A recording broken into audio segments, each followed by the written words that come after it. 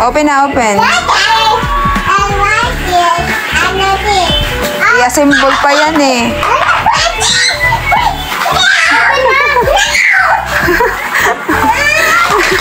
Mga...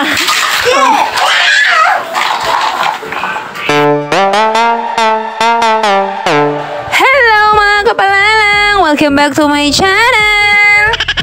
So ayun na nga mga kapalalang, for today's video mag-unbox yung mga kids sa mga regalo nila. At dahil birthday nila, marami sila natanggap na mga regalo. Grabe, sobrang saya talaga nila mga kapalalang. Actually yung date na yan, 25 pa yan, binigay ko na sa kanila yung regalo. Hindi ko na yan binalot kasi galing yan kay Ate Lucy. So binigyan ako ng pera ni Ate Lucy para ibili niyan kasi wala siyang time dahil may work siya. So binili ko yan matagal na, naka-stock lang yan sa bahay. So ibabalot ko sana yan, kaso alam na ng isa kong anak kung ano yung ibibigay ng Tita Lucy nila. So hindi ko na siya binalot kasi alam na niya nung sinabi kong may present yan sa taas, galing yan kay Tita Lucy nyo, kay Mama Lucy nyo. And then sabi nila, I know that, alam na daw nila kung ano yan. So hindi ko na siya binalot. So plinastic ko na lang sila. Hinati ko yan, hinati ko sa dalawa para hindi sila mag-away-away at magkagulo. Medyo pricey talaga yung gift na yan, kaya hinati ko na lang sa dalawa. Kasi ang akala ni Ate Lucy, yung mamurahin na yung request ng Gwinji. Kaso nga lang, mahal talaga. Kasi yung request niya kasi is Play-Doh. Akala niya yung tig 20 pesos na Play-Doh lang, so may kasama palang mga toy. So nung pag-check ko sa Lazada, nasa 480 siya. So parang sabi ko, ang mahal naman, so hatiin ko na lang siya sa dalawa. Total marami naman siya para makasave din. Ewan ko lang no, kung ako lang ba yung nanghihinayang na ibili yung pera ng laruan para sa mga bata. Kasi mas gugustuhin ko pang ibili na lang ng mga pagkain, damit, sapatos. Mas prepared pa ako dyan eh.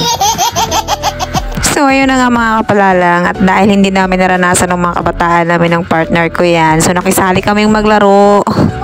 So, ayan, na-excite din kaming maglaro niyan. Actually, ka-out lang ng partner ko niyan galing sa work niya. Nagbihis lang siya, and then nakijoin na siyang maglaro sa mga bata. Nag-enjoy din siya mga kapalalang ha.